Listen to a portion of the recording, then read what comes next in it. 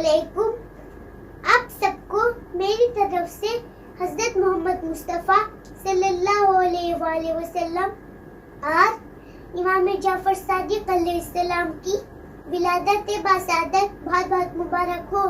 روایت میں ملتا ہے کہ نبی کی خدمت میں کچھ فقراء و مساکین آئے اور کہنے لگے یا رسول اللہ ہم مدینے کے فقراء و مساکین ہیں, پیسے والے اور امیر لوگ نماز اور روزہ کے علاوہ صدقہ و خیرات جیسی نیکیاں کر لیتے ہیں, پر ہم غربت کی وجہ سے ان نیکیوں سے محروم رہتے ہیں.